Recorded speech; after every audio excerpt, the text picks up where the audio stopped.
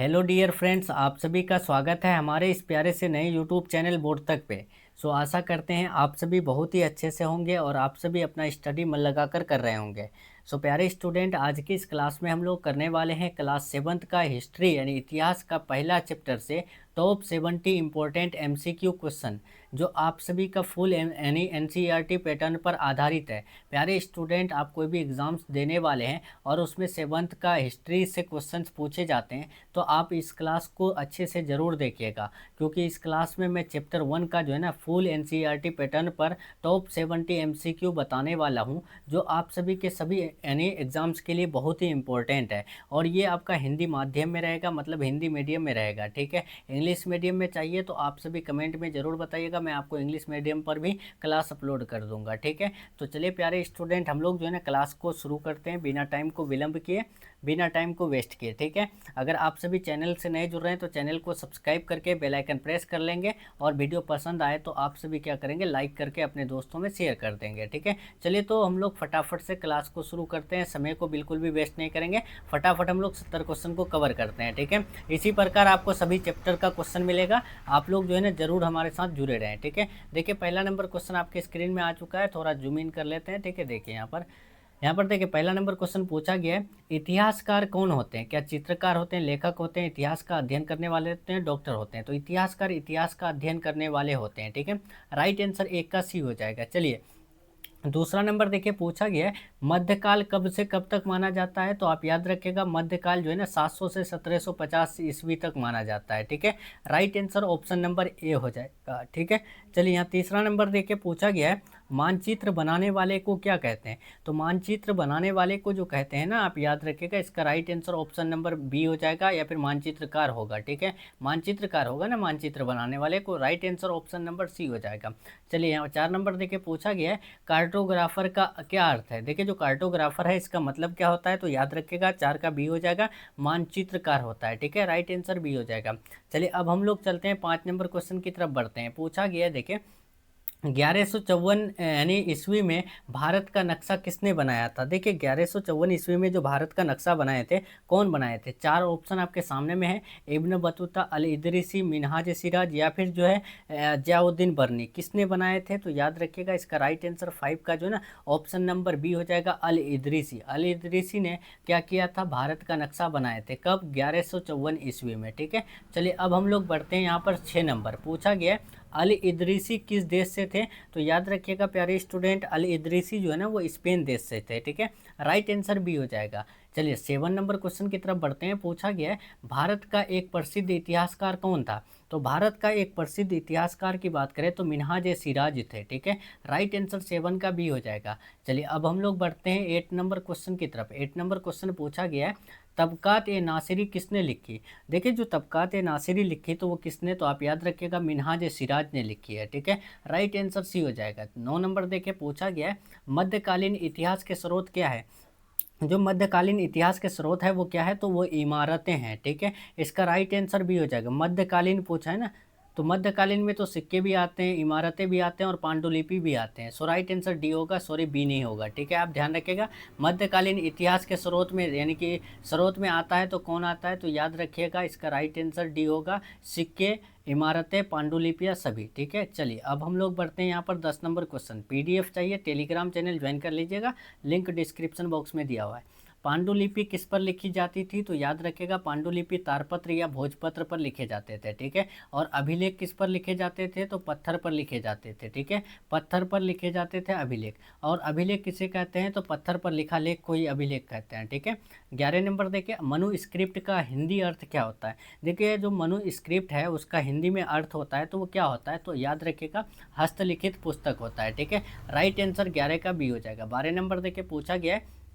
इतिहास में शब्दावली का क्या महत्व है? तो इतिहास में शब्दावली का जो महत्व होता है, याद रखिएगा इसका राइट आंसर 12 का जो है ना बी हो जाएगा, शब्दों का अर्थ बदल सकता है। ठीक है, 13 नंबर क्वेश्चन देखिए पूछा गया है, हिंदुस्तान शब्द किसके द्वारा लोकप्रिय हुआ? देखिए हिंदुस्तान शब्द जो लोकप्रिय हुआ तो वो किसके द्वारा? तो याद रखिएगा 13 का डी हो जाएगा, फिरोज शाह तुगलक के द्वारा ही हिंदुस्तान शब्द बहुत ज़्यादा पॉपुलर हो गया। ठीक है, 14 नंबर देखिए पूछा गया है कौन से इतिहासकार ने हिंदुस्तान शब्द का प्रयोग भौगोलिक क्षेत्र में किया था। इनमें से कौन सा हिस्टोरियन है, ठीक है, जो हिंदुस्तान शब्द का प्रयोग भौगोलिक क्षेत्र में किए थे। तो याद रखिएगा 14 का राइट आंसर सी हो जाएगा, मिनहाज सिराज ने किए थे, ठीक है। चलिए अब हम लोग बढ़ते हैं 15 नंबर। किस काल में फारसी राजभाषा थी? फारसी राजभाषा कौन से काल में थी? तो मध्यकाल में। मध्यकाल में जो है ना फारसी एक राजभाषा हुआ करते थे, ठीक है। चलिए 16 नंबर देके पूछा गया है पांडुलिपि किस पर लिखी नहीं जाती थी? देखिए जो पांडुलिपि है वो किस पर नहीं लिखी जाती थी? तो आप याद रखिएगा 16 का right answer option number D हो जाएगा, प्लास्टिक पर लिखे नहीं जाते थे, ठीक है ना। भोर यानी तारपत्र भोजपत्र कागज पर लिखे जाते थे, लेकिन वो जो है ना प्लास्टिक पर नहीं लिखे जाते थे, ठीक है। 17 नंबर देखिए इतिहास का वर्गीकरण मुख्य रूप से कितने कालों में होता है? तो इतिहास का वर्गीकरण जो है ना 3 कालों में होता है, ठीक है। राइट आंसर 17 का सी हो जाएगा। 18 नंबर देखिए प्यारे स्टूडेंट पूछा गया है मध्यकालीन इतिहास में नए धर्म का उदय कौन सा है? तो मध्यकालीन इतिहास में नए धर्म का जो उदय हुआ है वो इस्लाम धर्म हुआ है, ठीक है। Right answer option number C हो जाएगा। चलिए 19 नंबर देखिए पूछा गया है किस काल में मुगल साम्राज्य की स्थापना हुई थी? देखिए मुगल साम्राज्य की स्थापना कौन से काल में हुई थी? प्राचीन काल, मध्यकाल, आधुनिक काल, वैदिक काल। तो 19 का राइट आंसर याद रखिएगा बी हो जाएगा, मध्यकाल, ठीक है। चलिए 20 नंबर क्वेश्चन की तरफ बढ़ते हैं। पूछा गया है किस स्रोत से हमें मध्यकाल के बारे में जानकारी मिलती है? देखिए कौन सा स्रोत है जिससे हमें जो है ना मध्यकाल के बारे में जानकारी मिलती है? तो 20 का राइट आंसर बी याद रखिएगा, पुरालेख और अभिलेख से, ठीक है।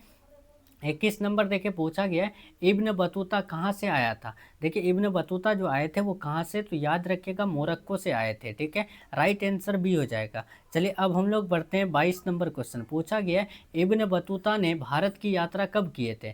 ये बहुत इंपॉर्टेंट क्वेश्चन है, आप याद कर लेंगे। चैनल से नए जुड़ रहे हैं, चैनल को सब्सक्राइब करके बेल आइकन प्रेस कर लेंगे।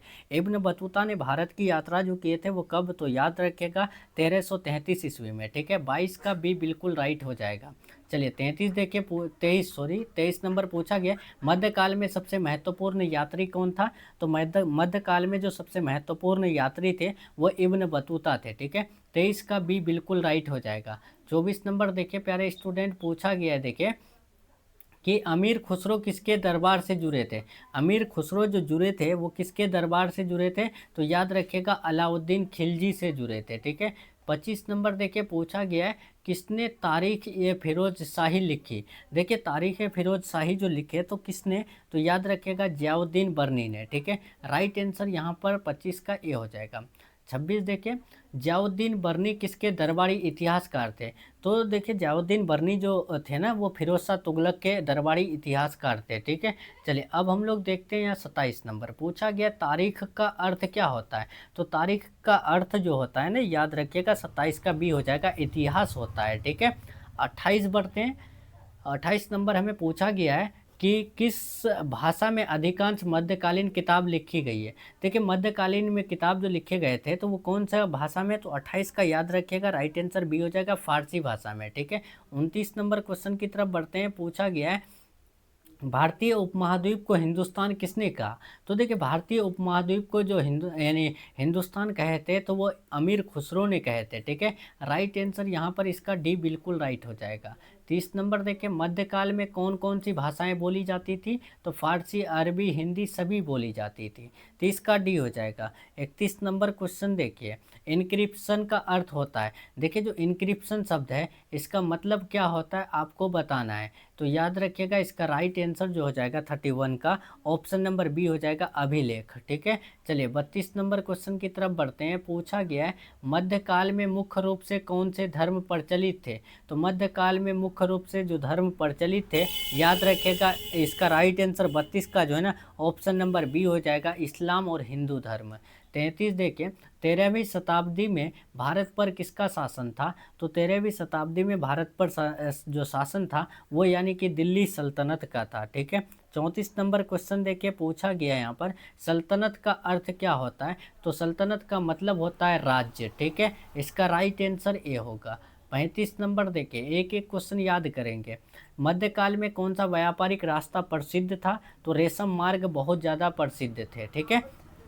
36 देखिए, मध्यकाल में नए शहरों का निर्माण क्यों हुआ? देखिए 4 ऑप्शन आपके सामने में है, ठीक है। मैं ऑप्शन नहीं पढ़ता हूँ, सीधे आंसर बता रहा हूँ ताकि समय वेस्ट ना हो, ठीक है। तो आप लोग जो है ना फटाफट याद कर लेंगे, ठीक है। देखिए यहाँ पर पूछा गया है कि मध्यकाल में नए शहरों का जो निर्माण हुआ तो क्यों हुआ, तो याद रखिएगा व्यापार के लिए, प्रशासन के लिए, धार्मिक कारण के लिए, ठीक है। इसीलिए जो है ना ये तीनों कारण से क्या हुआ था, नए शहरों का निर्माण हुआ था मध्यकाल में, ठीक है। चलिए 37 नंबर क्वेश्चन बढ़ते हैं। पूछा गया है पूरा लेख का क्या अर्थ है? देखिए पूरा लेख का जो मतलब होता है याद रखिएगा, यानी कि प्राचीन लिखित सामग्री होता है। नेक्स्ट चलिए यहाँ 38 नंबर, तुगलक वंश का यानी संस्थापक कौन था? तो यानी तुगलक वंश का संस्थापक की बात करें तो राइट आंसर 38 का ए हो जाएगा, गयासुद्दीन तुगलक है, ठीक है।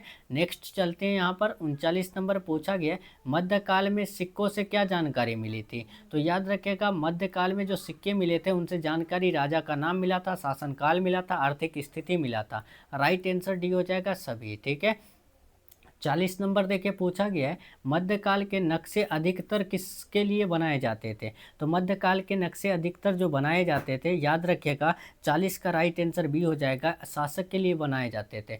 तबकात का अर्थ क्या है? तो तबकात का अर्थ होता है वर्गीकरण या श्रेणीकरण, ठीक है। 41 का बी हो जाएगा। 42 नंबर देखिए किस पुस्तक में दिल्ली सल्तनत का वर्णन है? दिल्ली सल्तनत का वर्णन जो है कौन से किताब में है? तो याद रखिएगा 42 का राइट आंसर ऑप्शन नंबर जो है ना बी हो जाएगा, तबकात ए नासिरी, ठीक है। चलिए अब हम लोग नेक्स्ट क्वेश्चन की तरफ बढ़ते हैं प्यारे स्टूडेंट। 43 नंबर क्वेश्चन पूछा गया मध्यकाल में किसने भारत पर सबसे पहले आक्रमण किया? देखिए जब मिडिल पीरियड चल रहा था तो उस टाइम जो है ना भारत पर सबसे पहले हमला कौन किए थे? तो याद रखिएगा 43 का राइट आंसर ऑप्शन नंबर जो है ना बी हो जाएगा, महमूद गजनवी ने, ठीक है। नेक्स्ट चलते हैं 44 नंबर क्वेश्चन पूछा गया है मध्यकाल में विदेशी यात्रियों का मुख्य उद्देश्य क्या था? तो याद रखिएगा व्यापार और अध्ययन था, ठीक है। मध्यकाल में विदेशी यात्री यहाँ व्यापार करने आते थे, कहाँ? हमारे भारत में, ठीक है। चलिए 45 देखिए फारसी भाषा भारत में किसके शासन में आई? देखिए जो फारसी भाषा आए थे तो भारत में किसके शासनकाल में? तो याद रखिएगा इसका राइट आंसर 45 का बी हो जाएगा, दिल्ली सल्तनत के काल में। चलिए 46 नंबर देखिए इतिहासकार स्रोत से क्या समझते हैं? तो इतिहासकार स्रोत से जानकारी का साधन समझते हैं, ठीक है। चलिए 47 देखिए पांडुलिपियां कहाँ सुरक्षित रखी जाती है? तो पुस्तकालय और संग्रहालय में, ठीक है। राइट आंसर 47 का बी हो जाएगा। 48 नंबर देखिए अभिलेख किस पर लिखे जाते थे? तो मैंने बता दिया है कि धातु, पत्थर और तांबे पर लिखे जाते थे, ठीक है। चलिए अब 49 देखिए किस काल में दिल्ली सल्तनत स्थापित हुई? तो मध्यकाल में दिल्ली सल्तनत स्थापित हुई थी, ठीक है। चलिए 50 देखिए पूछा गया है मध्यकाल में कौन से शासक मंदिरों का निर्माण कराते थे? तो मध्यकाल में जो शासक मंदिरों का निर्माण कराते थे तो वो कौन? राजा और अमीर लोग, ठीक है। 50 का बी हो जाएगा।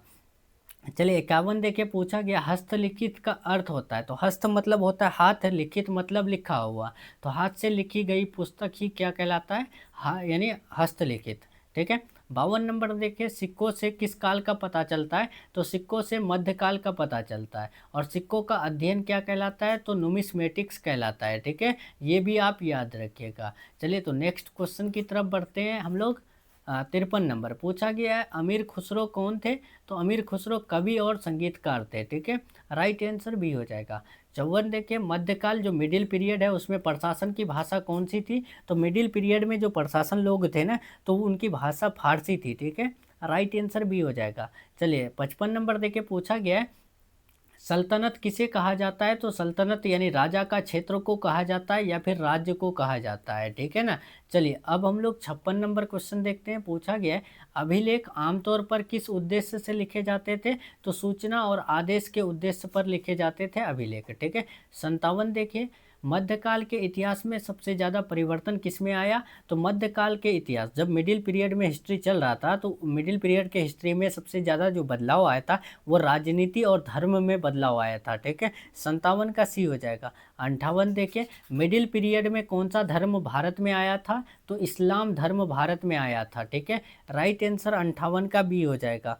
59 नंबर देखिए पूछा गया है तबकात ए नासिरी पुस्तक किस वंश से संबंधित है? तो तबकात ए नासिरी पुस्तक जो है ना कौन से वंश से जुड़ा हुआ है? तो 59 का बी हो जाएगा, गुलाम वंश से जुड़ा हुआ है, ठीक है। राइट आंसर बी हो जाएगा। 60 नंबर देखिए पूछा गया है अभिलेख किस पर उकेरे जाते थे, तो उकेरे जाते थे धातु और पत्थर पर, यानी कि अभिलेख किस पर लिखे जाते थे, तो धातु और पत्थर पर। देखिए यहाँ पर इतिहास शब्द का अर्थ है, तो इतिहास का मतलब होता है भूतकाल की घटनाओं का अध्ययन करना। इतिहास का पिता किसे कहा जाता है, तो इतिहास का पिता हेरोडोटस को कहा जाता है, ठीक है, ये आप याद रखिएगा। और प्यारे स्टूडेंट आप ये बताइए कि इतिहास शब्द कौन से शब्द से लिया है, तो याद रखिएगा हिस्टोरिया शब्द से लिया गया है, ठीक है, यानी हिस्ट्री शब्द कौन से शब्द से, हिस्टोरिया शब्द से। हिस्टोरिया का अर्थ क्या होता है, तो पूछताछ या जांच करना होता है, ठीक है, पूछताछ या जांच करना होता है, ये सब आप याद रखिएगा, ठीक है ना। और इतिहास में जो भी घटना घटती है उसका संबंध हमेशा वर्तमान से रहता है, ठीक है। चलिए अब हम लोग बढ़ते हैं 62 नंबर। पूछा गया है हिंदुस्तान शब्द का प्रयोग किसने भौगोलिक अर्थ में किया, तो याद रखिएगा 62 का राइट आंसर ऑप्शन नंबर क्या हो जाएगा। तो पूछा गया हिंदुस्तान शब्द का प्रयोग ना, हिंदुस्तान शब्द का प्रयोग जो है भौगोलिक अर्थ में मिन्हाज सिराज ने किए थे ना, राइट आंसर ये हो जाएगा। 63 देखिए मध्यकाल में समाज किस आधार पर विभाजित था, तो जाति धर्म और पेशा पर आधारित थे मिडिल पीरियड में, ठीक है। 64 नंबर देखिए पूछा गया किस काल में लिखित अभिलेख अधिक मात्रा में मिलते थे, तो मध्यकाल में, ठीक है, राइट आंसर 64 का बी। नेक्स्ट देखिए यहाँ पर पूछा गया है किसके शासन में सबसे ज़्यादा मस्जिद और मंदिरों का निर्माण हुआ, तो मस्जिद और मंदिरों का निर्माण जो हुआ था ना वो फिरोज शाह तुगलक के शासनकाल में। देखिए 66 नंबर पूछा गया मध्यकाल में व्यापार का मुख्य साधन क्या था, तो मध्यकाल में व्यापार का मुख्य साधन ऊंट और बैलगाड़ी थे, ठीक है, राइट आंसर भी हो जाएगा।